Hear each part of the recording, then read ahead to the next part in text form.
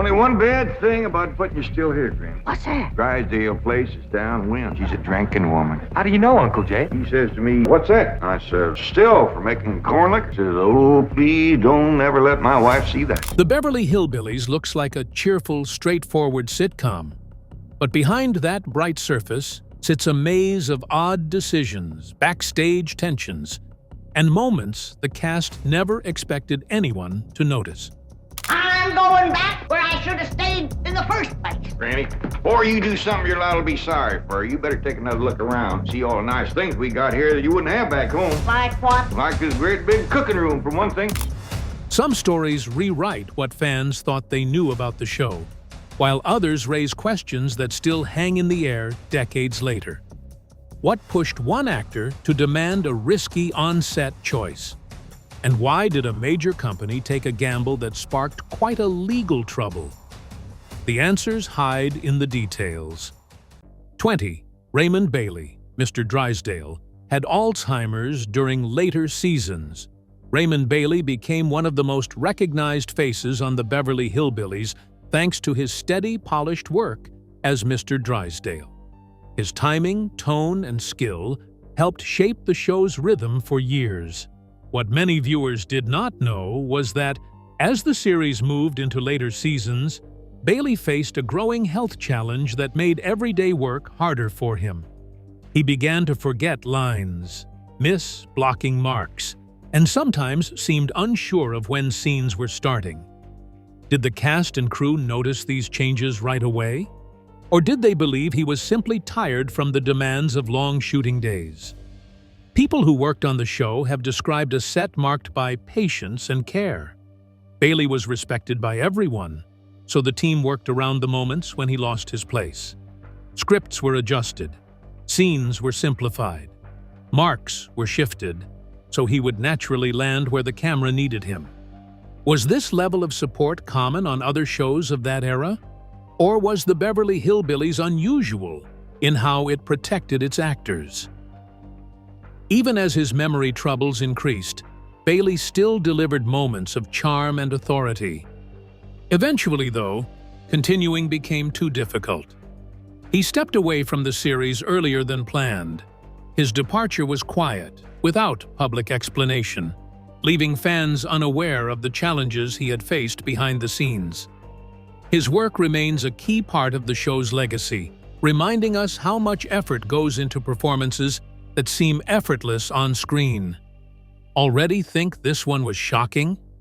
Prepare your popcorn, because the next one is on another level. 19. Buddy Ebsen publicly sabotaged Nancy Kulp's political campaign. Buddy Ebsen and Nancy Kulp worked side by side for years on the Beverly Hillbillies, and their scenes together often looked warm and easy. Viewers assumed they were close friends when the cameras stopped. In truth, their off-screen relationship was tense, and this tension grew stronger when Kulp decided to run for public office in the early 1980s. Many people still wonder what caused their long-standing friction. Was it personal? Was it ideological? Or did it come from years of small disagreements that piled up over time? During Kulp's campaign, Ebsen made a choice that stunned many people in the entertainment world. He appeared in radio ads that urged voters not to support her. In the ad, he questioned her fitness for the role she sought. This move surprised even those who knew they were not close. Some asked why he felt he needed to get involved at all.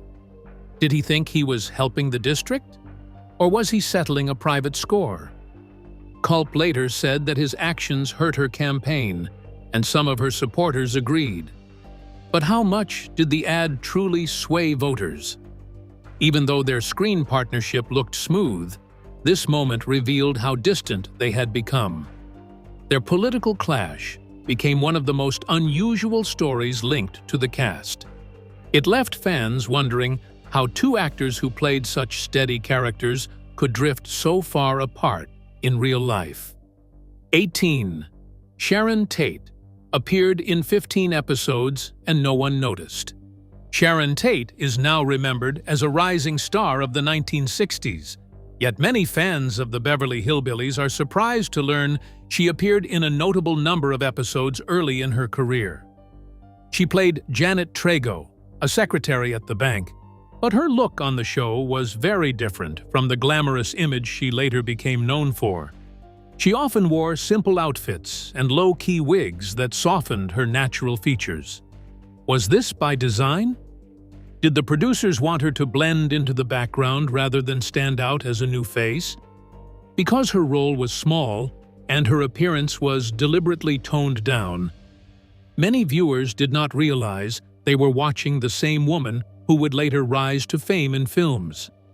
Even some people on set reportedly did not keep track of how many episodes she filmed. How is it possible that a future Hollywood star could appear so many times without drawing major attention? Did her quiet personality make her less noticeable? Or were the show's fast production schedules the reason her presence slipped past people? 17. Max Baer Jr. sued CBS over the name Jethro. Max Baer Jr. became forever linked to the character of Jethro Bodine, but this connection later led him into a complicated legal fight that surprised many fans. Years after the Beverly Hillbillies ended, Baer saw a restaurant chain in Nevada using the name Jethro and promoting itself with imagery that reminded him of the show. He believed the business was using his character's identity to draw customers. This raised a question. Did he, as the actor who played Jethro, have any rights to control how the name was used commercially? Baer argued that the restaurant was benefiting from the character's popularity without his permission.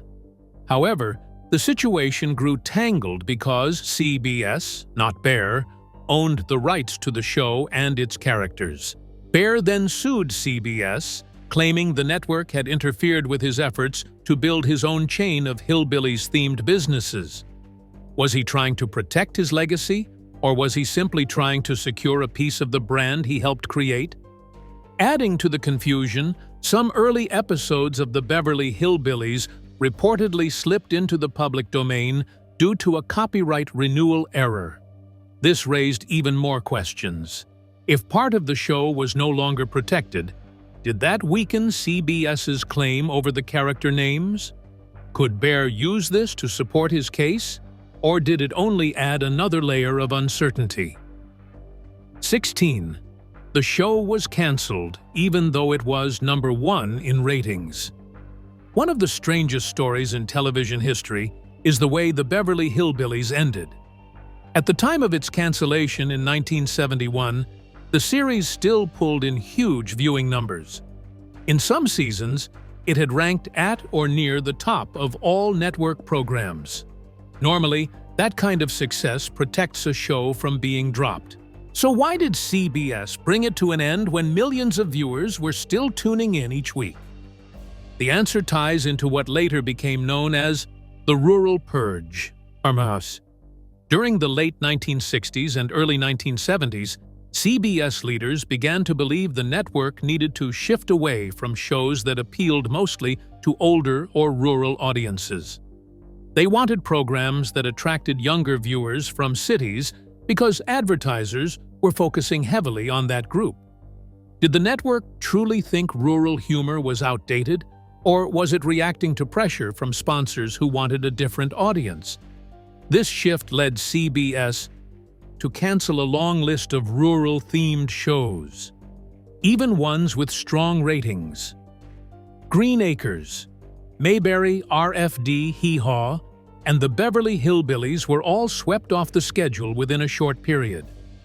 Some fans at the time were shocked that the network would give up such reliable hits. Others wonder today if CBS underestimated how loyal these audiences were. 15. The mansion filming location cost only $500 per day. One of the most surprising facts about the Beverly Hillbillies is the cost of filming at its famous mansion. Viewers assumed the production must have paid a fortune to use such a grand estate, but CBS paid only about $500 per day. Even in the 1960s, this was considered a bargain for a property of that size. How did the studio manage to secure such a low rate? Was it because the owner liked the idea of being linked to a major television show? Or was the estate not yet seen as the luxury giant it appears to be today?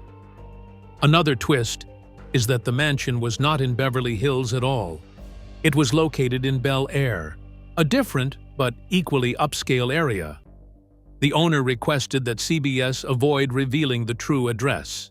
He worried that fans would show up, create traffic, or try to explore the grounds.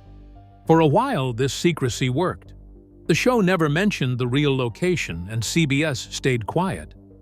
But can a property that large remain hidden forever once millions of people see it on television each week? Eventually, fans recognized the estate. Once the address spread through word of mouth and magazines, curious visitors began driving by or gathering at the entrance. The situation grew so chaotic that the owner had to take measures to protect the property and limit disruption. 14. The show climbed to #1 faster than any program in history. When the Beverly Hillbillies first aired in 1962, no one could predict how fast it would explode in popularity. Within only a few weeks, the series shot to the top of the ratings, becoming one of the quickest programs ever to reach the #1 spot. By its third week on the air, it had outperformed long-established shows. How did a simple comedy about a rural family in a wealthy world capture the nation's attention so suddenly? Part of the rise may have come from the country's emotional atmosphere at the time. Viewers were dealing with the effects of a major national tragedy in late 1963, and many people turned to television for comfort. Light-hearted programs offered a sense of ease during a painful period.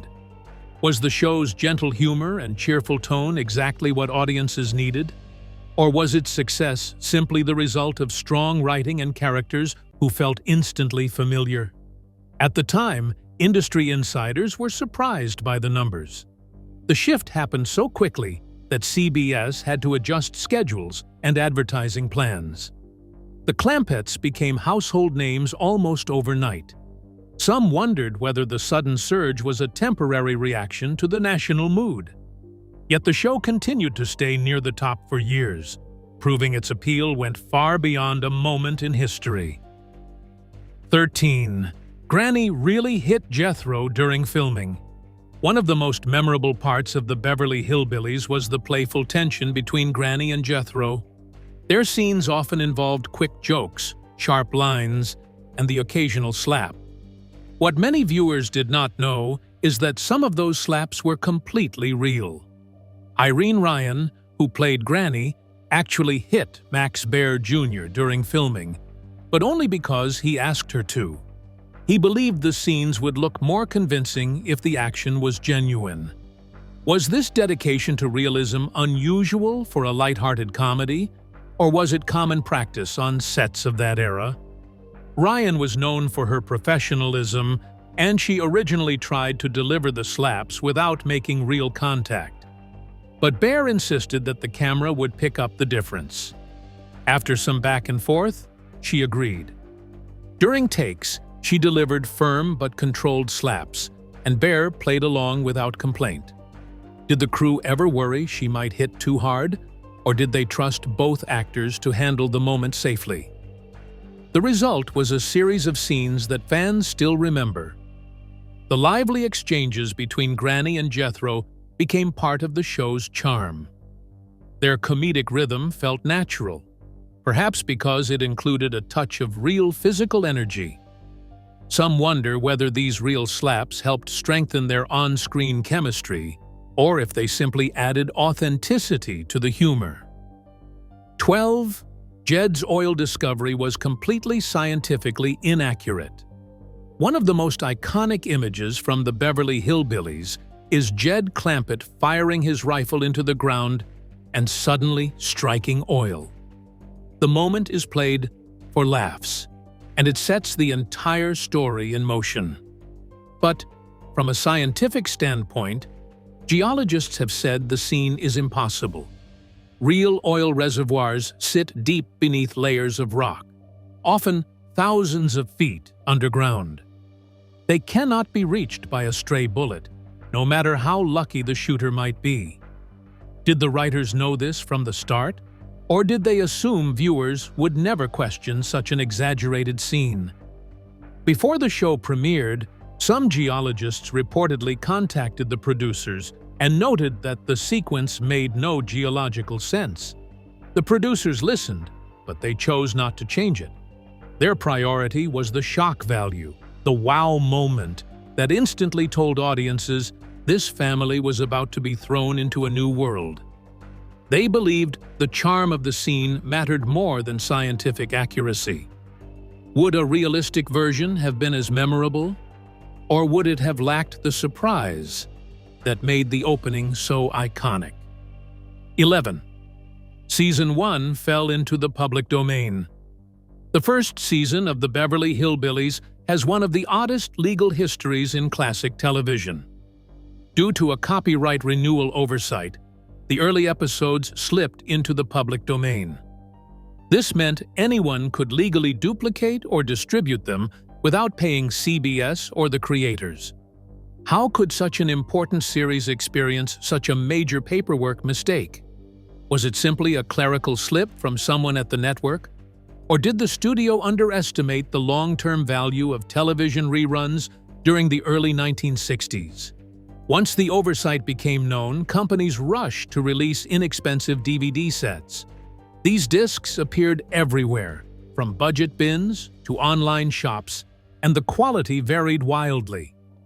Many releases included altered theme music or replacement cues because distributors did not always have access to the original audio tracks. Some versions even had scenes edited differently, possibly due to damaged prints or attempts to shorten episodes for packaging. Did viewers buying these low-cost sets realize they were not seeing the show as it originally aired? The public domain status created confusion among fans. They wondered why some episodes looked crisp, while others looked washed out or shaky. The lack of consistent restoration made it hard for new viewers to understand the show's true production quality. CBS eventually released properly restored versions, but by then, the market was filled with countless unofficial copies. Fasten your seatbelt, because the next ride will be crazier. 10. The role of Jethro cursed Max Baer Jr.'s career. Max Baer Jr. brought enormous energy to the role of Jethro Bodine, creating a character viewers found funny, eager, and unforgettable. His performance helped shape the show's tone, yet the impact of that success followed him long after the Beverly Hillbillies ended. Casting directors began to see him only as Jethro, no matter how much range he showed. They struggled to imagine him in dramatic roles or even in different types of comedy. Could this have been avoided if he had been cast in more varied projects during the show's run, or was Jethro simply too strong a character to escape? Baer tried to break free from the typecasting. He auditioned for serious roles, hoping to show a different side of his talent. But many producers felt audiences would not accept him as anyone other than the enthusiastic, slightly clueless character they had watched for 9 seasons. Some wondered whether the show's huge popularity worked against him. Did viewers embrace Jethro so fully that Baer was locked into that identity? Faced with limited acting opportunities, Baer eventually shifted his focus behind the camera. He turned to writing, directing, and producing films, where he found more creative control. One of his most notable successes came with a low-budget project that became a surprise hit, proving he had strong instincts outside of acting. 9. The Clampetts were secretly billionaires in today's money. One of the most overlooked details in the Beverly Hillbillies is just how rich the Clampetts actually were within the world of the show. Jed's fortune is often mentioned casually, usually as a joke setup. But when you convert those fictional amounts into modern values, the numbers become enormous. In early episodes, Jed is said to have around $25 million. Adjusted for today, that amount would land somewhere near $250 million. As the series went on, the writers increased his fortune to $100 million, which would rise to well over $850 million in today's dollars. Does this mean the Clampetts were essentially written as modern-day billionaires? Despite this huge fictional wealth, the family behaved with the same simple habits they had before striking oil. They did not chase high society, luxury trends, or elite circles. Instead, they preferred plain meals, familiar routines, and their old-fashioned ways. The writers understood that the humor worked best when the contrast between their wealth and their personality stayed sharp. Would the show have been less funny if the family had slowly adapted to Beverly Hills culture? Or did the writers fear that changing them too much would break the heart of the series? 8. Buddy Ebsen's career was far bigger than most fans realized. Many viewers know Buddy Ebsen mainly as Jed Clampett, the calm leader of the Clampett family. His work on the Beverly Hillbillies was so iconic that it often overshadowed everything else he accomplished.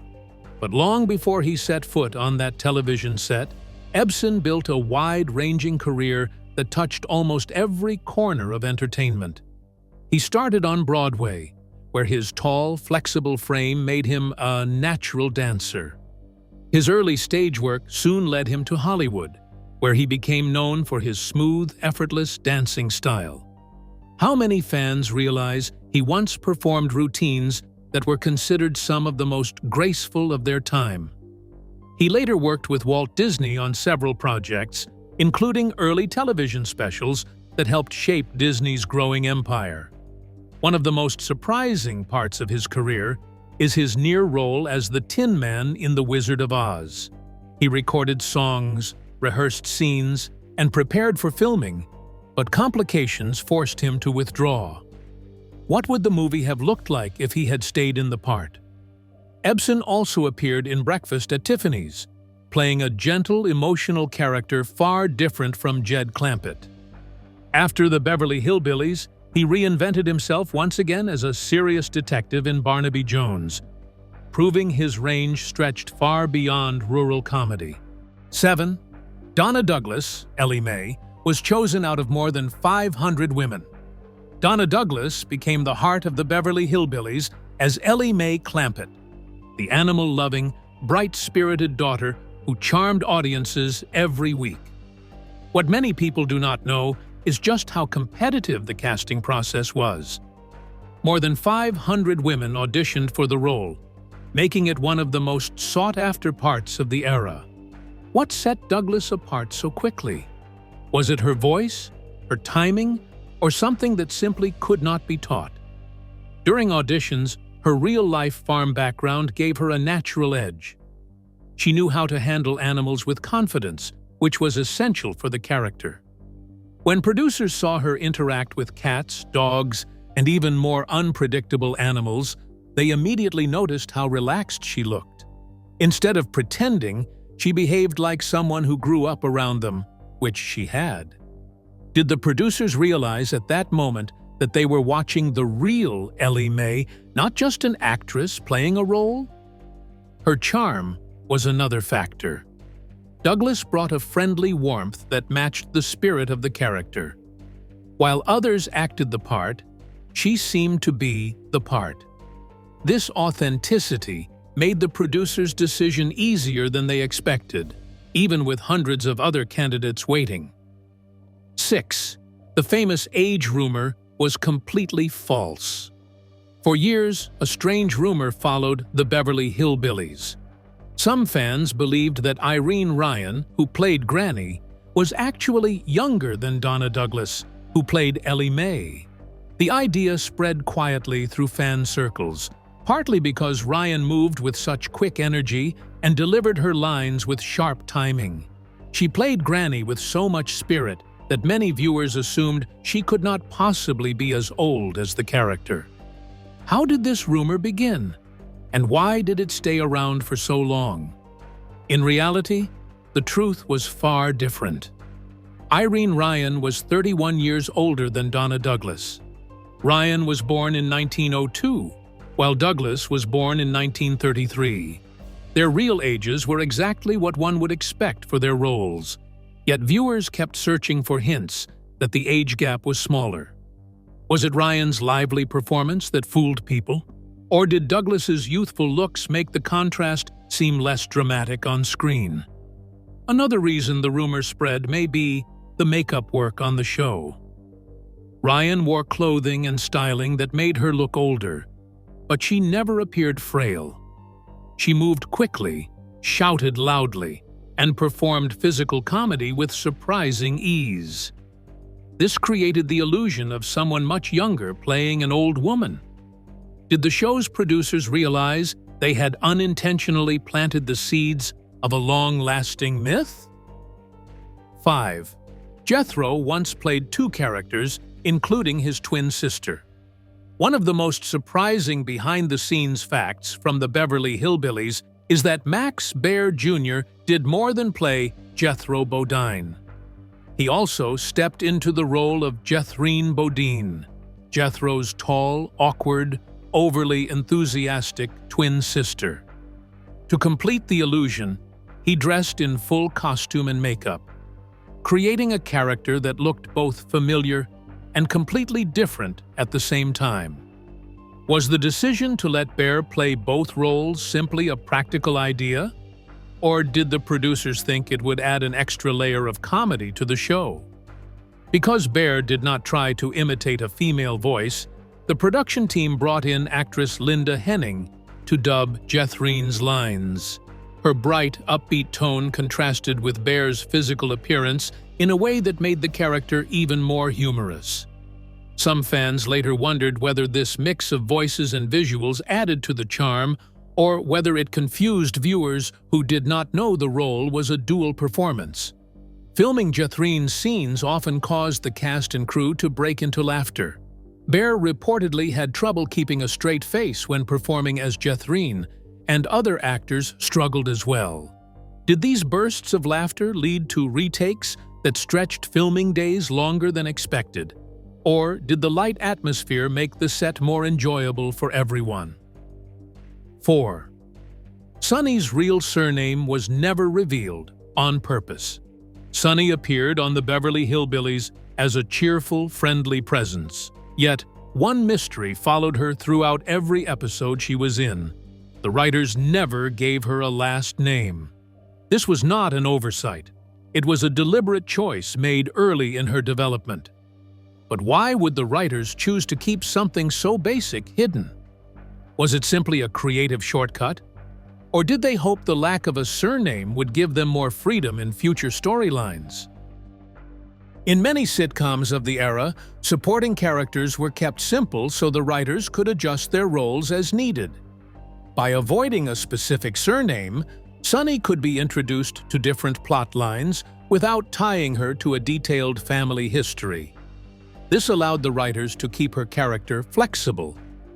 If a future storyline required her to be connected to a particular group, family, or job, the absence of a last name made it easy to shape her background.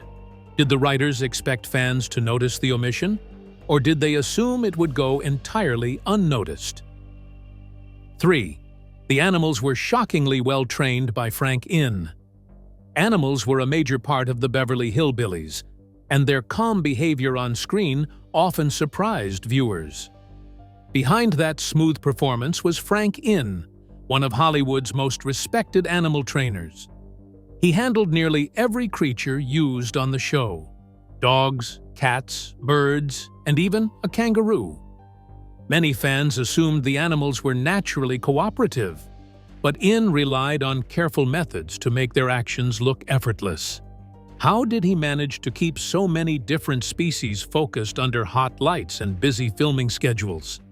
Inn believed in quiet, gentle training. Instead of loud commands, he often used soft whispers or subtle hand signals that only the animals could pick up. These cues helped keep scenes natural, because the audience could not see how the animals were being guided. Hidden treats were placed just outside the camera's view, encouraging the animals to hit their marks at exactly the right time. Did actors ever wonder how In managed to communicate with them so effectively? Or did his methods become so seamless that the crew simply trusted him without question? 2. Mattel released an unauthorized Ellie Mae doll.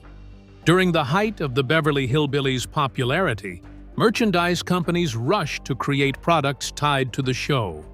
One item that caused major trouble was an Ellie Mae doll released by Mattel.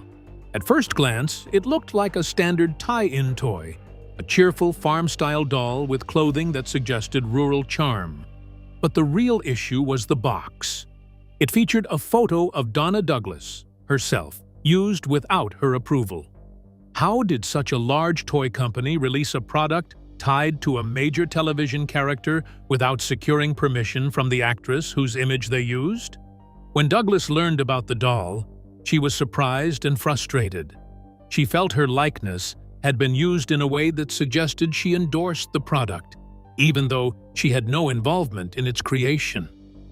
Some fans wondered whether Mattel believed they had permission through the studio or whether the company simply assumed likeness rights were covered under general agreements. Could this have been a misunderstanding between corporate teams? Or was it a case of a company moving too quickly to capitalize on a trend?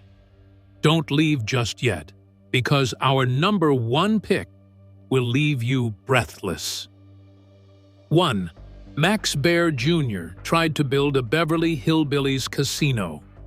Long after the Beverly Hillbillies ended, Max Baer Jr. continued to look for ways to keep the show's spirit alive. One of his most ambitious ideas was a Beverly Hillbillies-themed casino and resort in Nevada. Baer imagined a large entertainment complex that would immediately remind visitors of the series, complete with humorous touches and familiar imagery. The most eye-catching feature of the proposed design was a 200-foot oil derrick meant to stand outside the building as a visual landmark. It would have been one of the most recognizable casino decorations in the entire state. Did Baer believe that nostalgia alone would draw crowds? Or did he see the project as a way to finally take ownership of the Clampett legacy in a new form? For a time, the plan seemed to move forward. Baer acquired rights to use certain elements of the show and began searching for the right property. However, the project soon became tangled in zoning debates and permit obstacles. Local officials raised questions about traffic, building height, and the impact on surrounding businesses. Were these concerns the main reason the project stalled, or were there other behind-the-scenes challenges involving design changes, financing, or negotiations with city planners? Thanks for watching. If you enjoyed uncovering these strange and overlooked facts from the Beverly Hillbillies, make sure to like the video, drop your thoughts in the comments, and subscribe for more deep dives into classic television. And don't head out yet. Your next video is already waiting on the screen. Tap it to keep the ride going.